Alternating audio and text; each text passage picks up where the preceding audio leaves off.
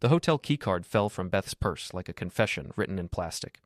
She didn't notice it hit the kitchen floor, too busy fumbling with her phone and muttering about late client meetings that somehow required overnight stays in Portland. I picked up the card while she poured coffee, studying the logo of the Eastland Park Hotel.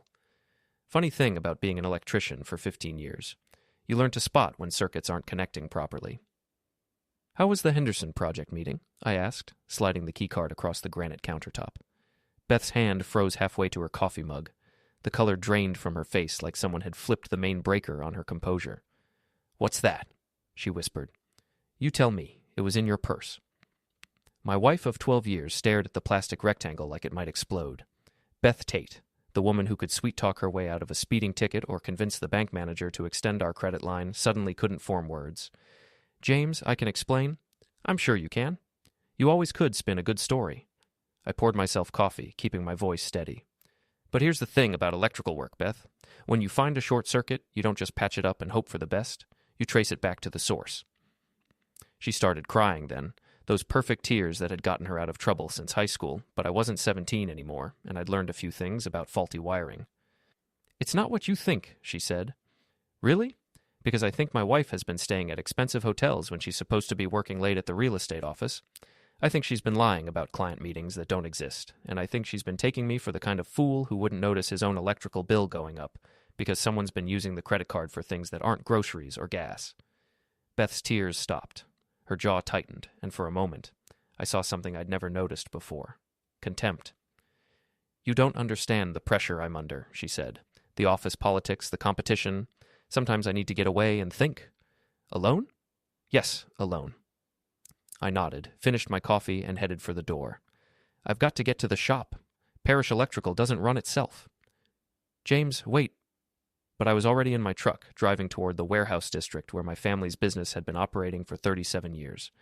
My father built Parish Electrical from nothing, and when he passed 5 years ago, he left it to me and my older brother John. "Equal partners," he'd said. "Take care of each other." The morning fog hung over the Penobscot River like a gray blanket, and the old mill buildings looked like tombstones in the mist. This town had seen better days, but it was home. People here knew each other's business, sometimes whether you wanted them to or not. That could be a problem, or it could be a weapon. Mary Hutchins looked up from her desk when I walked into the office. She'd been my father's secretary and now kept the books for John and me. Sharp as a tack and twice as dangerous when she smelled trouble. "You look like someone stole your lunch money," she said. "Just tired. Long night." "Uh-huh." Mary had raised 4 kids and buried 2 husbands. She could read people like electrical schematics.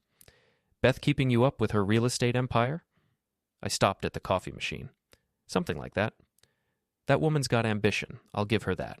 Saw her at Murphy's Cafe yesterday, holding court with those fancy ladies from the country club, acting like she owned the place." "She mention any business trips?"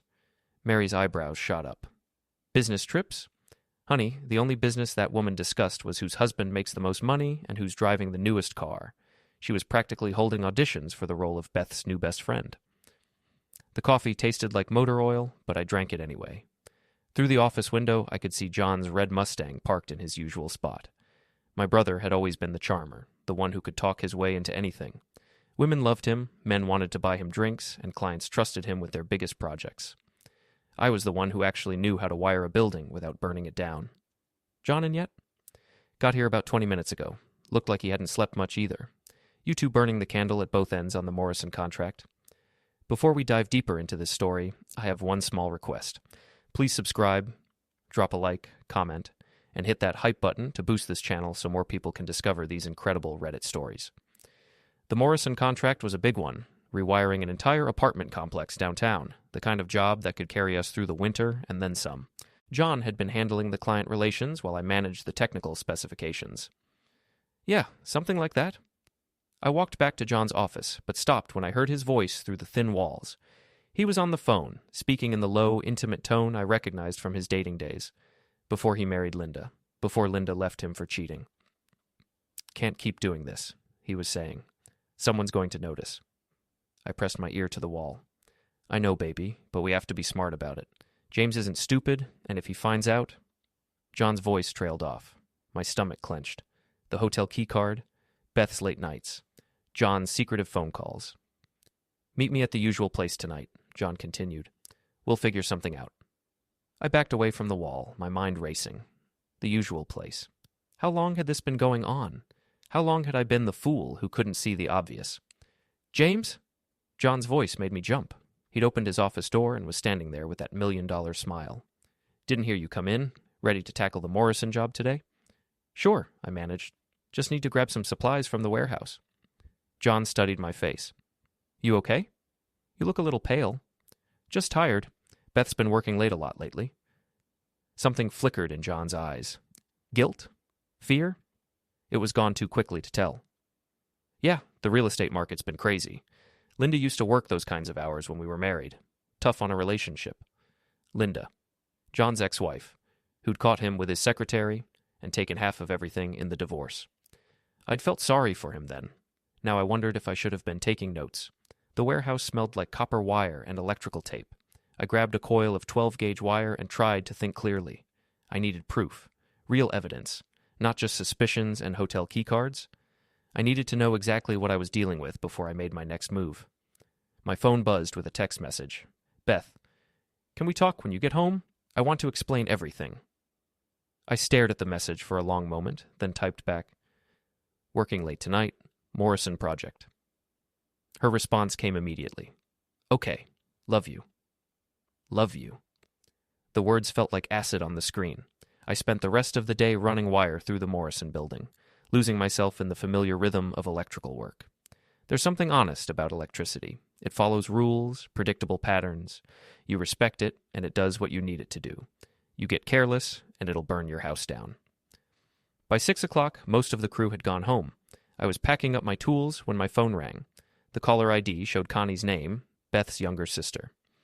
James, I hope I'm not bothering you. Not at all. What's up? Connie sighed. I hate to ask, but I'm having some problems at home. My roommate situation isn't working out, and I need a place to stay for a few days while I figure things out. Would it be okay if I crashed on your couch? I know it's an imposition. I thought about Beth's text message, her promise to explain everything, the sound of John's voice saying, the usual place.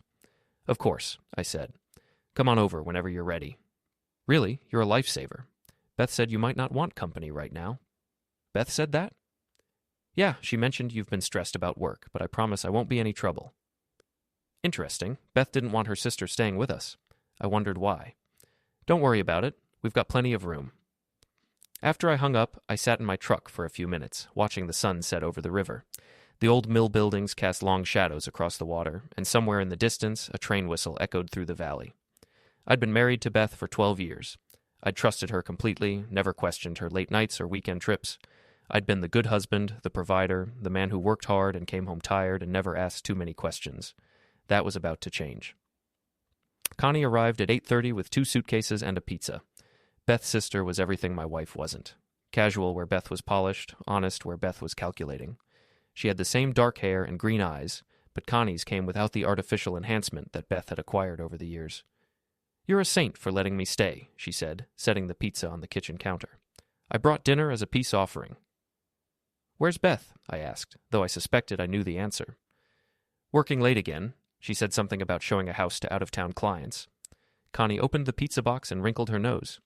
She's been putting in crazy hours lately. I barely see her anymore. I grabbed 2 plates from the cabinet. What kind of roommate problems are you having?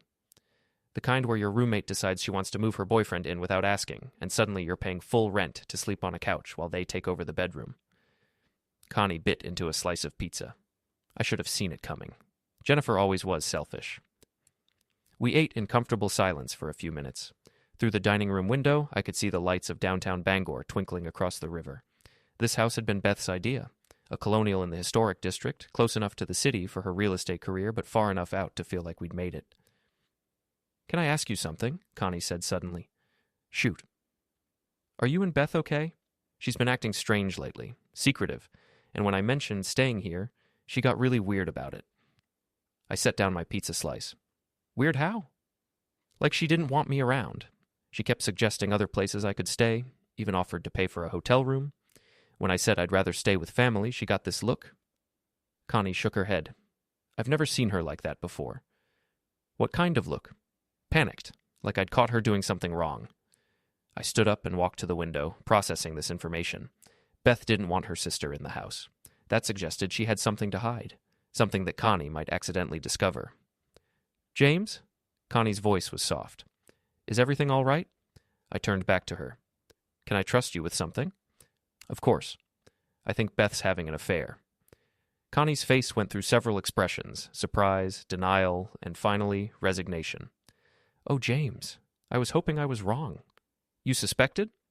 "The phone calls, the new clothes, the way she's been talking about money lately, like she's planning for something." Connie pushed her plate away. "And there was something else? Last week I saw her at the mall with a man. They were holding hands, acting very intimate." My chest tightened. What did he look like? Tall, dark hair, maybe early 40s.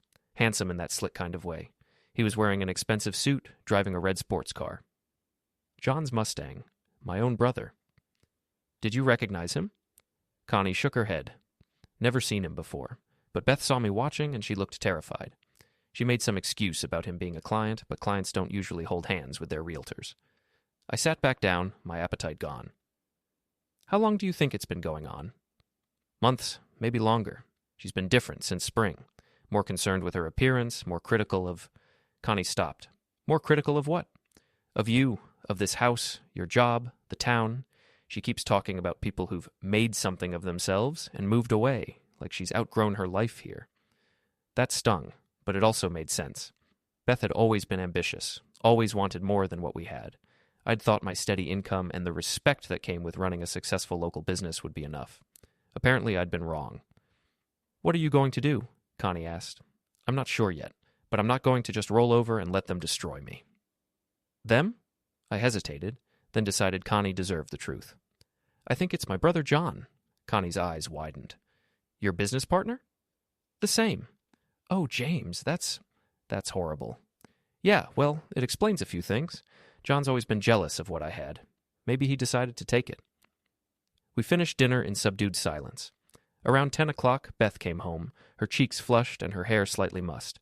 She stopped short when she saw Connie in the living room. "I thought you were staying at Jennifer's," she said. "Change of plans." Connie's voice was cooler than usual. "James was kind enough to let me crash here." Beth's eyes darted to me, then back to her sister. "How nice. I'm sure you'll be very comfortable." The tension in the room was thick enough to cut with wire strippers. Beth excused herself and went upstairs, claiming she needed a shower. I heard the bathroom door lock, then the sound of water running. "She's rattled," Connie observed. "Good. Let her wonder what we talked about." The next morning, I arrived at Parish Electrical early and went straight to work on a plan. If Beth and John thought they could betray me and walk away clean, they were about to learn otherwise. But I needed to be smart about it. Reckless moves would only hurt me in the long run. Mary was at her desk by 7:30, as always. She looked up when I walked past with my coffee. "You're here early." "Couldn't sleep. Mary, I need to ask you something, and I need you to be completely honest." She set down her pen and gave me her full attention. "Shoot." "Have you noticed anything strange about John lately? Any unusual behavior, phone calls, meetings?" Mary's expression sharpened. "What kind of strange?" "Secretive, like he's hiding something." She was quiet for a moment, considering.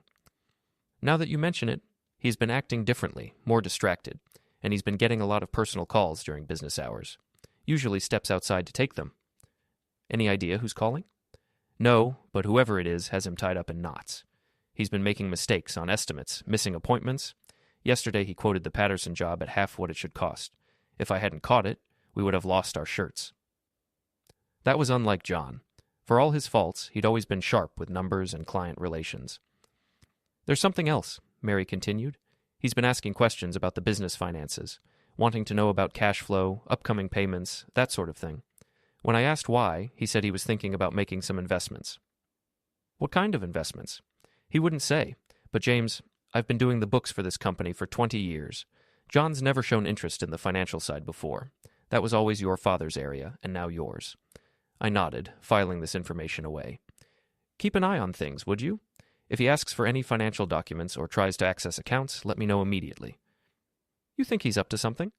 "I think my brother's got his priorities confused, and I think it's time to remind him what loyalty means." The morning passed slowly. I kept busy with routine maintenance calls, but my mind was elsewhere. By lunchtime, I'd formulated the beginning of a plan. It wasn't elaborate, but it would send a message. John's prized Mustang sat in the parking lot like a red flag. He'd restored that car himself, spent thousands on the engine and paint job. It was his baby, his pride and joy. The one thing he cared about more than anything else. I waited until John left for his lunch meeting, then grabbed my toolkit and walked out to the parking lot. The Mustang's hood was unlocked. John never worried about theft in our small town. I popped it open and looked at the engine. It took me exactly 3 minutes to locate the brake fluid reservoir and loosen the connection just enough to create a slow leak. Not dangerous, the brakes would work fine for several days, but expensive to fix and embarrassing when it happened. I also disconnected a couple of spark plug wires and loosened the battery terminal. The car would start, but it would run rough and stall frequently. John would make it maybe half a mile before he'd have to pull over. I was back in the office when John returned from lunch, whistling and looking pleased with himself. Through the window, I watched him get in the Mustang and turn the key. The engine turned over, but immediately began sputtering and missing. John revved it a few times, frowning, then put it in gear. He made it to the end of the parking lot before the car lurched and died. Mary looked up from her computer. "What's that noise?" "Sounds like John's having car trouble." We watched through the window as John got out and popped the hood, cursing loudly enough for us to hear through the glass. He spent 10 minutes poking at the engine, then pulled out his phone and called a tow truck. "Poor John," Mary said, but I caught the hint of amusement in her voice. "That's what he gets for buying a 30-year-old car." "Classic cars require a lot of maintenance," I agreed. An hour later, John stormed into the office, his suit wrinkled and his mood foul. "Piece of junk just died on me," he announced. "Right in the middle of Main Street with half the town watching." "That's tough," I said. "What do you think happened?" "No idea. It was running fine this morning, then suddenly it's misfiring and losing brake fluid. The mechanic says it looks like multiple system failures." "Weird. Almost like someone tampered with it." John's eyes narrowed. "Why would someone do that?" I shrugged. "Maybe you've made some enemies. You know how people talk in a small town." "What's that supposed to mean?" "Nothing. Just saying that actions have consequences. People notice things." John stared at me for a long moment, and I could see the wheels turning in his head. He suspected, but he couldn't prove anything, and that uncertainty would eat at him. "The repairs are going to cost $800, he said finally. Ouch. Good thing business is good. That evening, I came home to find Beth and Connie in the kitchen, their conversation stopping abruptly when I walked in. The atmosphere was tense, and Connie looked upset. "Everything okay?" I asked. "Fine," Beth said quickly. "Just sister talk." But Connie shook her head. "Actually, James, I think you should know. Beth's been trying to convince me to find somewhere else to stay." Beth's face flushed. "I just think you'd be more comfortable at a hotel. We could get you a nice room." "I'm comfortable here," Connie interrupted, "unless you don't want me here for some reason."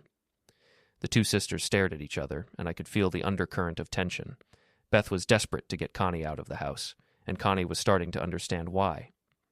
"Of course we want you here," I said. "Stay as long as you need." Beth shot me a look that could have melted copper wire, but she couldn't argue without seeming unreasonable. "I'm going to bed," she announced. "I have an early showing tomorrow." After she left, Connie and I sat in the living room with glasses of wine. The house felt different with Beth upstairs, less tense, more honest. "She's scared," Connie said quietly. "She should be." "What's your next move?" I swirled the wine in my glass, thinking. "I'm going to let them sweat for a while. Make them wonder what I know and what I'm planning. Fear makes people careless, and when they get careless, they make mistakes. And then? Then I'm going to make sure everyone in this town knows exactly who they're dealing with." Connie nodded slowly. "You know, I always thought Beth was the smart one in our family. But watching you work, I think she picked the wrong man to cross." I raised my glass. "She's about to find out just how wrong." The next morning brought the first real test of my patience. I was in the parish electrical office reviewing supply orders when John walked in with a woman I didn't recognize. She was blonde, expensively dressed, and hanging on his arm like a Christmas ornament. "James, I'd like you to meet Patricia Summers," John said with his trademark smile. "She's interested in having some electrical work done at her new condo." Patricia extended a manicured hand. "John's told me so much about the family business. It's wonderful to meet a real craftsman." The way she said craftsman made it sound like I worked with my hands because I wasn't smart enough to work with my brain. I shook her hand briefly. "What kind of work are you looking for?" "Oh, just some upgrades. Better lighting, maybe a hot tub installation. John said you could handle anything." I looked at my brother, who was practically glowing with pride. "John's right. We can handle any job, no matter how complicated." Something in my tone made Patricia's smile falter slightly, but John was oblivious. Patricia's moving here from Boston, he continued. She's in marketing, very successful. How nice. What brought you to our little town? Change of scenery. I wanted somewhere more intimate, where people really get to know each other. She glanced at John meaningfully. I bet she did. Well, I'm sure you'll find our community very close-knit. People here have long memories. They remember who their friends are, and they definitely remember who isn't. This time John caught the edge in my voice. James, could I speak with you privately for a moment? We stepped into the warehouse, leaving Patricia admiring the office coffee machine. What the hell was that about? John demanded. What was what about? That whole people remember speech. You sounded like you were threatening her. I picked up a coil of electrical wire and tested its flexibility. Just making conversation. You know how it is in small towns. Everybody knows everybody's business. Since when do you care about town gossip? Since I started paying attention to what people are saying. John's face darkened. And what exactly are people saying? Oh, the usual stuff. Who's been seen where, who's spending time with whom. People notice when someone starts acting differently. I don't know what you're getting at, but I'm not getting at anything, just making an observation. I set down the wire and looked directly at him. But if I were you, I'd be careful about my reputation. In a business like ours, trust is everything. Once people start questioning your integrity, it's hard to get it back. John stared at me for a long moment, and I could see him trying to figure out how much I knew. The uncertainty was eating at him, just like I'd hoped. My integrity is fine, he said finally. Good. I'd hate for anything to damage the family business. We rejoined Patricia, who was now examining our client testimonials on the wall. John scheduled an appointment to look at her condo, and they left together in her silver BMW. Through the window, I watched them drive away, noting how she rested her hand on his thigh. Interesting woman, Mary commented. Very. Did you get her contact information? Of course. Want me to run a background check? Mary had connections throughout the county, former classmates who worked at banks, insurance companies, and government offices. If Patricia Summers had secrets, Mary would find them. That would be helpful. Already on it. Something about her seemed off. Too polished, too eager. Women like that don't usually move to places like this without a reason. I spent the afternoon working on estimates and trying to look busy while my mind churned through possibilities. Beth was still acting nervous at home, jumping every time her phone rang and making excuses to leave the house. Connie was watching everything with growing suspicion, and now John was parading around with some mysterious woman from Boston. The pieces were starting to form a pattern, but I couldn't quite see the complete picture yet. Around 4 o'clock, my phone buzzed with a text from an unknown number. We need to talk. Tonight. The Old Mill, 8 p.m. Come alone. I stared at the message, my pulse quickening. Someone wanted a private meeting in the abandoned mill complex by the river, the same place where kids used to dare each other to spend the night, where homeless people sometimes set up camp in the winter. I showed the text to Mary, who frowned. Could be a prank, she said, or it could be someone who knows something about what's been going on. Only one way to find out. You're not seriously thinking of going alone? I can take care of myself. James, this feels like a setup. What if it's John trying to get you somewhere isolated? I considered that possibility. Then he's about to find out that I'm not as easy to handle as he thinks. That evening, I told Beth I was working late on the Morrison project. She seemed relieved, probably because it meant she could make her own plans without having to lie about them. Connie offered to keep me company at the office, but I declined. Just paperwork, I said. Boring stuff. The mill complex sat on the west side of the river, a collection of brick buildings that had once employed half the town. When the textile industry collapsed in the 80s, the mills had been abandoned, leaving behind a maze of empty buildings and rusted machinery. The city council kept talking about redevelopment, but nothing ever came of it. I parked my truck behind the main building and walked through the broken gate. The October air was crisp, and fallen leaves crunched under my feet. Somewhere in the distance, I could hear the river flowing over the old dam. The interior of the mill was a cavern of shadows and echoes. Moonlight streamed through broken windows, creating patches of silver on the concrete floor. I'd brought a flashlight, but I kept it turned off, letting my eyes adjust to the darkness. James? The voice came from somewhere ahead of me, female and nervous. I'm here. A figure stepped out from behind a piece of old machinery. It was Patricia Summers, but she looked different, less polished, more frightened. Thank you for coming, she said. What do you want? To warn you, and to apologize. I moved closer, keeping my distance, but trying to read her expression. Apologize for what? For what I've been hired to do, for the lies I've been telling. I'm listening. Patricia took a shaky breath. My name isn't Patricia Summers.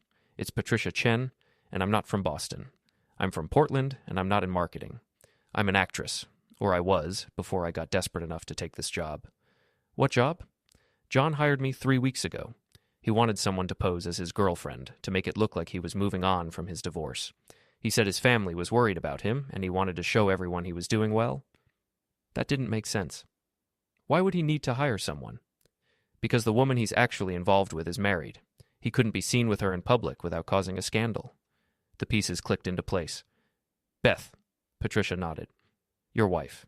They've been having an affair for months. John hired me to be his cover story while they figured out how to handle the situation. What situation? They want to be together, but they need to get rid of you first. Not physically, she added quickly, seeing my expression. Financially. They're planning to destroy your business and your reputation, force you into bankruptcy. Then Beth can divorce you and claim she's leaving because you can't provide for her anymore. My hands clenched into fists. How?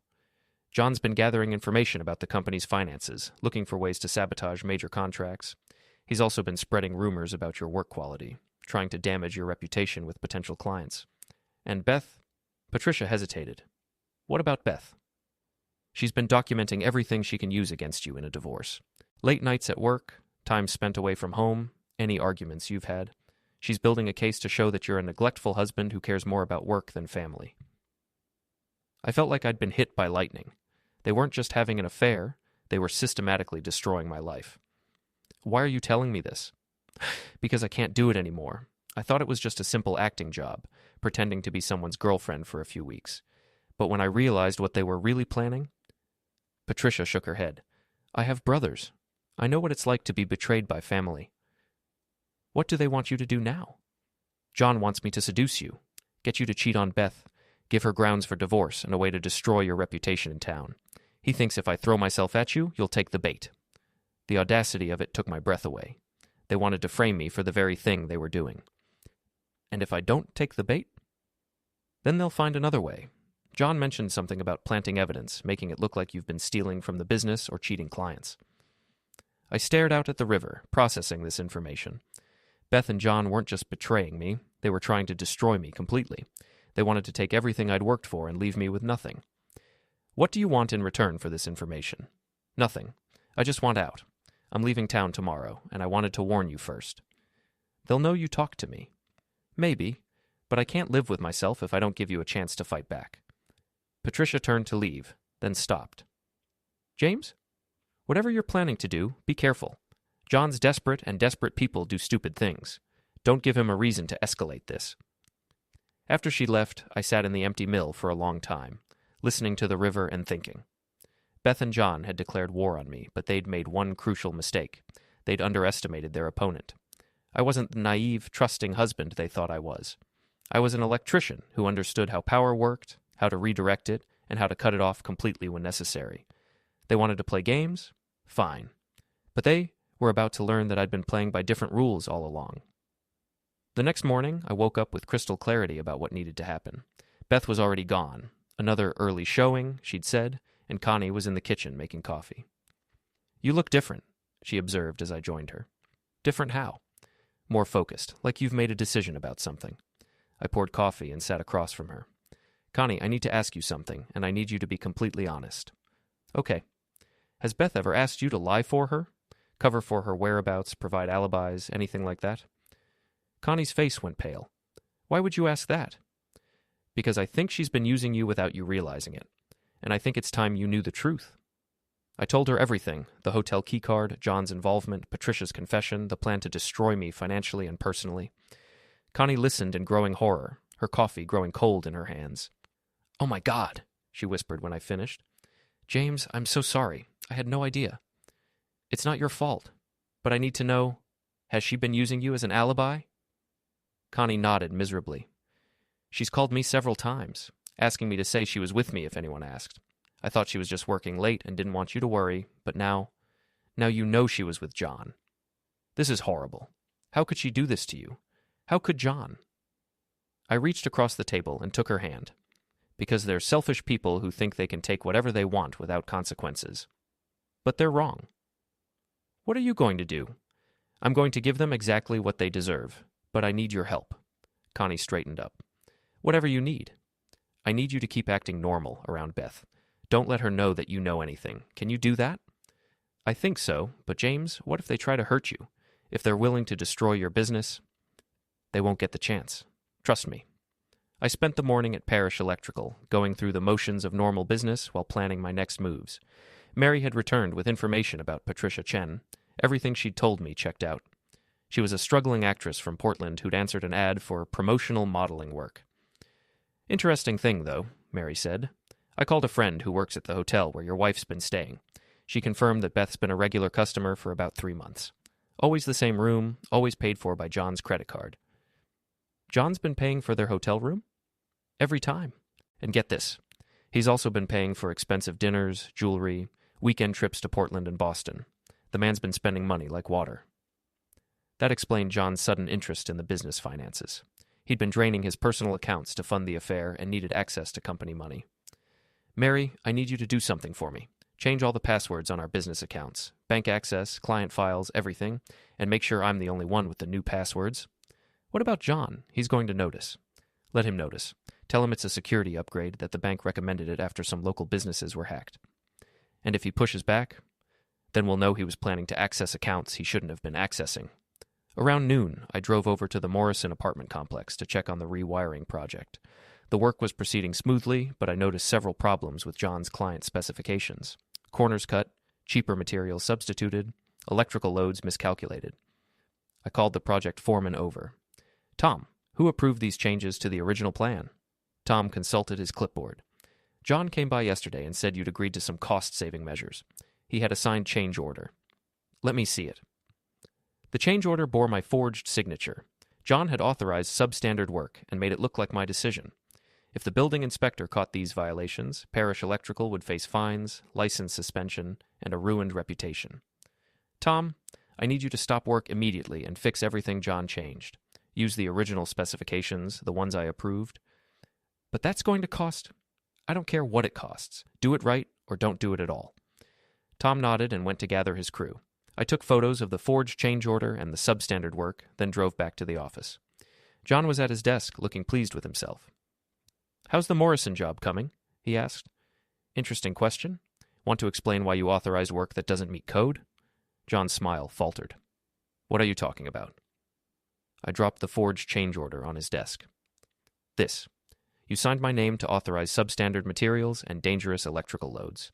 If that building had been inspected, we would have lost our license. I was trying to save money. The client was complaining about costs. So you decided to risk our reputation and possibly get people hurt? What's wrong with you? John stood up, his face flushing. Nothing's wrong with me. I'm trying to keep this business profitable while you're obsessing over every little detail. Every little detail? John, you specified 14-gauge wire for a 20-amp circuit. That's a fire hazard. It would have been fine. It would have been criminal negligence. We stared at each other across his desk, and I could see the calculation in his eyes. He was trying to decide whether to keep lying or shift strategies. Look, he said finally, maybe I made some mistakes, but we can fix them. No harm done? Except for the harm to our reputation when word gets out that Parish Electrical tried to cut corners on a major project. Who's going to tell them? Maybe nobody, or maybe someone who thinks the community deserves to know what kind of work you're willing to do. John's face went white. You wouldn't. Try me. That afternoon, I made a series of phone calls to other electrical contractors in the area. Word travels fast in a small industry, and by evening, everyone would know that John Tate had tried to authorize dangerous work on a major project. I also called the local newspaper. The editor, Mike Sullivan, had been a friend of my father's. Mike, I've got a story for you about construction safety and the importance of proper electrical work. I'm listening. What if I told you that someone tried to authorize substandard electrical work on a major apartment complex? Work that could have resulted in fires or electrocution? I'd say that sounds like something the public should know about. My thoughts exactly. By the time I got home that evening, John had called me 6 times. I didn't answer. Beth was in the living room when I walked in, and she looked agitated. John's been trying to reach you, she said. I know. He says there's been some kind of misunderstanding at work. No misunderstanding. John tried to cut corners on a job and got caught. He says you're overreacting. I looked at my wife, really looked at her, the woman I'd married 12 years ago, the woman I'd trusted with everything. She was still beautiful, but there was something cold in her eyes now, something calculating. Beth, do you remember what you said on our wedding day? About being partners, facing everything together? Of course. Do you still believe that? She hesitated just long enough to give me my answer. Yes, but sometimes partners have to make difficult decisions. What kind of decisions? James, I think we need to talk about our future, about whether we want the same things anymore. There it was, the opening move in her plan to leave me. What is it you want, Beth? I want more than this, more than small-town life and small-town dreams. I want to matter, to be someone important. And you can't do that here? Not with... She stopped herself. Not with me. Beth looked away. I didn't say that. You didn't have to.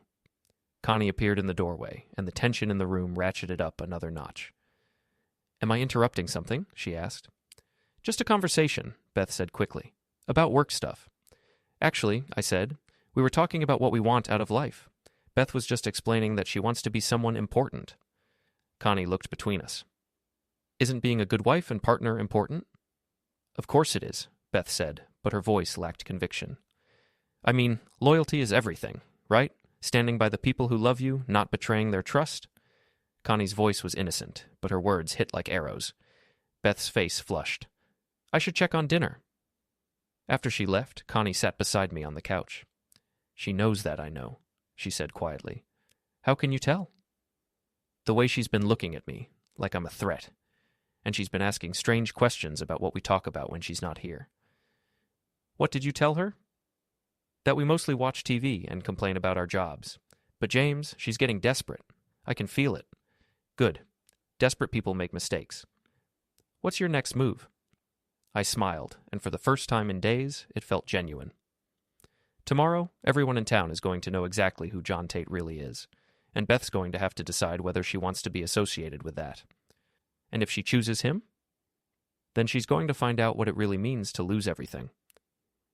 The newspaper article ran on the front page of the local section.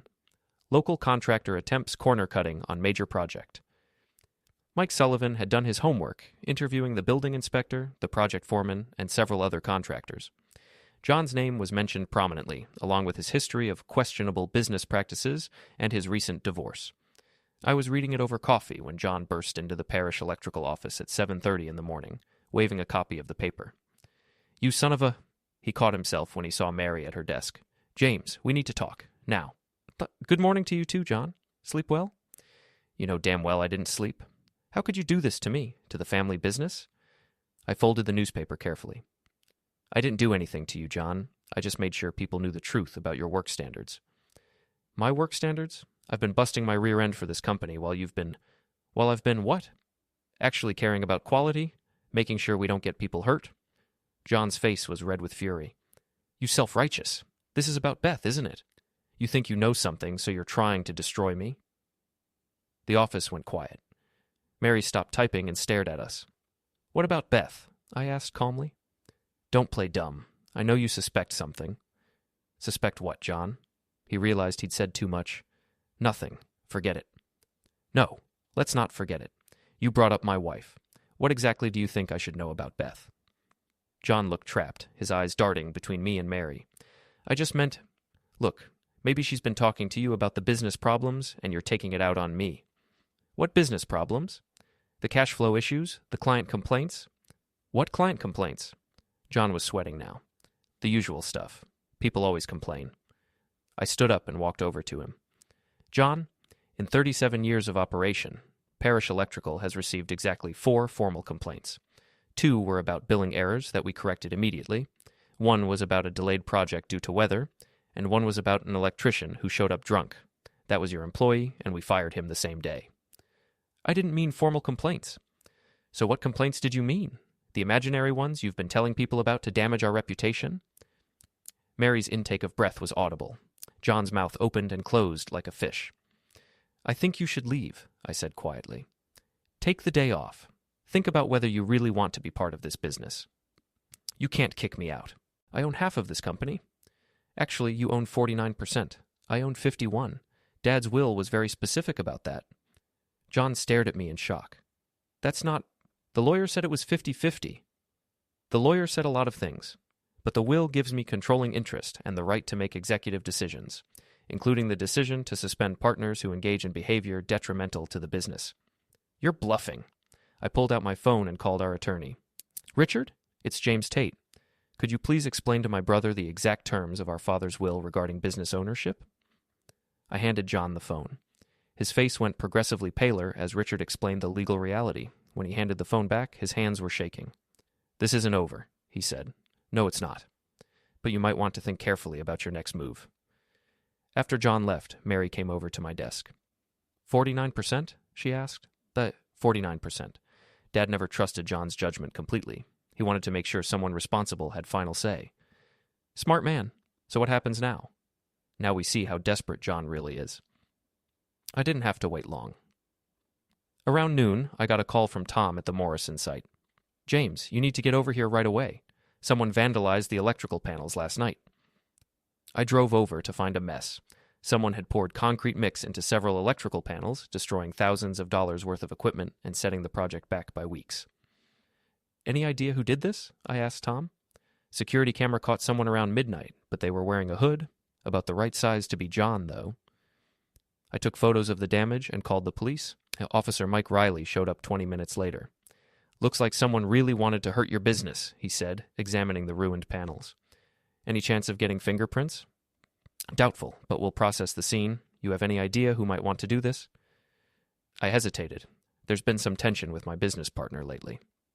John? I heard about the newspaper article. He wasn't too happy about that. No, he wasn't, Mike nodded. We'll look into it. In the meantime, you might want to be careful. When family business gets ugly, it can get dangerous. That evening, I came home to find Beth packing suitcases in our bedroom. Going somewhere? I asked. I'm staying at my mother's for a few days. I think we both need some space to think. Think about what? About whether this marriage is working anymore. I sat on the bed and watched her fold clothes with sharp, angry movements. Beth, do you remember when we first got married? You said you loved how honest I was. How I never played games or tried to manipulate people. People change, James. Yes, they do. The question is whether they change for better or worse. She stopped packing and looked at me. What's that supposed to mean? It means I know about John. The color drained from her face. Know what about John? Everything. The hotel rooms, the affair, the plan to destroy my business and my reputation so you could leave me without looking like the bad guy. Beth sat down heavily in the chair by the window. For a moment, she looked like she might cry. Then her expression hardened. How long have you known? Long enough. The question is, what are you going to do now? What do you mean? I mean, John's reputation in this town is finished. The newspaper article was just the beginning. By the time I'm done, no one will hire him to wire a doghouse. So if you're planning to run away with him, you better have a backup plan. Beth's eyes flashed with anger. You can't destroy him. He's your brother. He stopped being my brother when he decided to betray me, and you stopped being my wife when you decided to help him. James, please. We can work this out. I made a mistake, but no, Beth. This wasn't a mistake. This was a calculated plan to destroy me.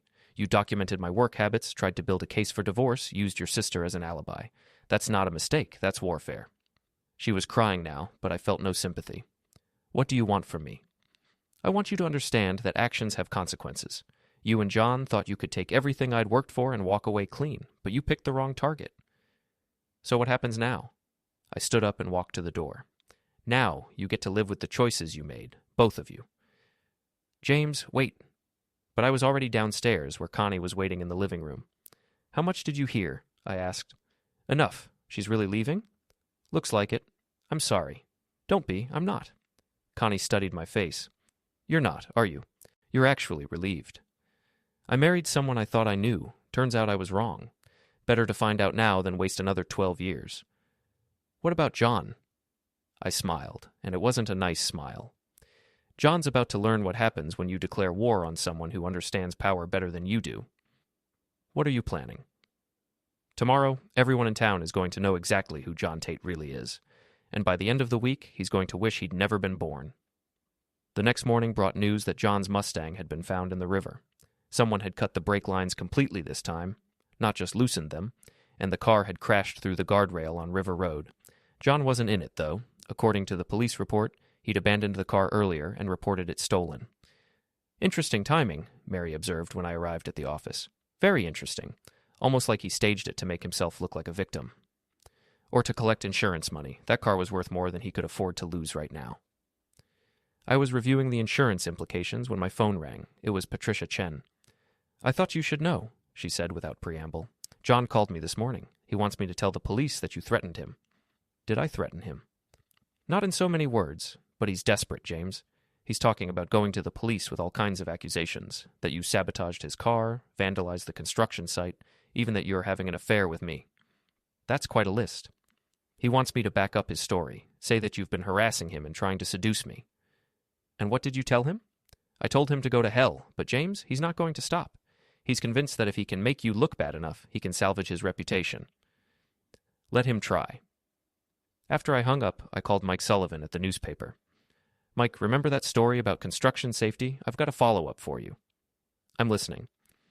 "What would you say if I told you that the same contractor who tried to cut corners on electrical work has now been accused of insurance fraud and filing false police reports?" "I'd say that sounds like a pattern of behavior the community should know about." My thoughts exactly. The second article ran 2 days later, just as John was trying to rebuild his image. This one detailed his insurance claim on the Mustang, his history of questionable business practices, and his recent attempts to blame others for his problems. It also mentioned his messy divorce and his current financial difficulties. The reaction was swift and brutal. 3 potential clients canceled contracts with Parish Electrical, specifically requesting that John not be involved in any future work. The local electrical supply company put his account on credit hold, and the insurance company launched an investigation into his car claim. But the real blow came from an unexpected source. Linda, John's ex-wife. She showed up at the Parish Electrical office on Friday afternoon, carrying a box of documents. "I heard John's been having some problems," she said, setting the box on my desk. "Linda, I wasn't expecting to see you." "I thought you might be interested in these." She opened the box to reveal financial records, bank statements, and correspondence. "John's been hiding assets from our divorce settlement. He's got secret accounts, unreported income, and he's been lying about his business expenses." I picked up one of the bank statements. "How did you get these?" I never stopped watching him. I knew he was cheating me in the divorce, but I needed proof. When I heard about his current troubles, I figured it was time to share what I'd found. The documents painted a picture of systematic financial deception. John had been skimming money from Parish Electrical for years, hiding it in accounts under different names. He'd also been claiming personal expenses as business deductions and lying about his income to reduce alimony payments. "Why are you showing me this now?" Linda's smile was sharp as a razor. "Because John destroyed my life, and I want him to pay for it, and because you're the only person in town with the power to make that happen." "What do you want me to do with this information?" "Whatever you think is appropriate. But James, don't let him get away with it. Men like John never stop taking until someone stops them." That evening, I spread the documents across my dining room table and went through them systematically. The evidence was damning. John had stolen nearly $50,000 from the business over the past 3 years. Connie found me there at midnight, still working. "You look like you've seen a ghost," she said. "Worse, I've seen proof that my brother is a thief." I showed her the documents, explaining what each one meant. Her face grew pale as the scope of John's deception became clear. "This is enough to send him to prison," she said. "Yes, it is." "Are you going to turn him in?" I leaned back in my chair, considering. "That depends on what he does next." "What do you mean?" "John's got one last chance to do the right thing. He can confess, pay back the money, and leave town quietly. If he chooses to keep fighting, then you destroy him completely." Then I let him destroy himself. The next morning, I called John and asked him to meet me at the office. He arrived looking haggard, his usual polish replaced by stubble and wrinkled clothes. "You look terrible," I observed. "Thanks, that's really what I needed to hear." I gestured to the chair across from my desk. "Sit down, we need to talk." John remained standing. "If this is about the newspaper articles?" "It's not about the articles. It's about this." I opened Linda's box and pulled out the bank statements. John's face went white. "Where did you get those?" "Does it matter? The question is whether you want to explain them or whether you want me to turn them over to the police." John collapsed into the chair, all the fight going out of him. "How long have you known?" "About the theft? Since yesterday. About you being a liar and a cheat. Much longer. I can explain. I'm sure you can. You always were good at explanations, but I'm not interested in hearing them. Then what do you want? I pulled out a legal document I'd had prepared. I want you to sign this. It transfers your ownership in Parish Electrical to me, effective immediately. In exchange, I won't press charges for embezzlement. John read through the document, his hands shaking. This gives you everything. This gives me what should have been mine all along, a business run by someone who actually cares about integrity. And if I don't sign? Then I call the police, the IRS, and every contractor in the state. By Monday morning, you'll be facing criminal charges, tax evasion, and a civil lawsuit. Your choice. John stared at the document for a long time. What about Beth? What about her? Are you going to destroy her too? I considered the question. Beth made her choice when she decided to betray me. But unlike you, she didn't steal from me. She just lied to me. That makes her pathetic, not criminal. She loves me. No, John. She loves the idea of you. The successful businessman, the charming brother, the man who could give her a better life. But that man doesn't exist anymore, does he? John signed the document without another word. When he finished, I handed him a cashier's check. What's this? Your severance pay, enough to get out of town and start over somewhere else. Don't come back. John stood up slowly, looking around the office one last time. You know, I always envied you. Dad's favorite son, the responsible one, the one everyone respected. And now? Now I realize you earned it. All of it. After John left, I sat alone in the office for a while, processing what had just happened. Parish Electrical was entirely mine now, free from the corruption and deception that had been eating at it from within. Mary knocked on my door around noon. How did it go? She asked. It's over. John signed over his shares and agreed to leave town. And Beth? Beth can do whatever she wants. But she'll be doing it without John, and without me. You're really getting divorced? The papers are already filed. She can have the house, half the savings, whatever she thinks she's entitled to. But she can't have my business or my reputation. Mary nodded approvingly. Your father would be proud. I hope so. That evening, I came home to find the house empty, except for Connie. Beth had taken her suitcases and left a note on the kitchen counter. I'm sorry it came to this. I hope someday you can forgive me. I crumpled up the note and threw it away. How do you feel? Connie asked. Lighter, like I've been carrying around a heavy burden for years and finally set it down. What happens now?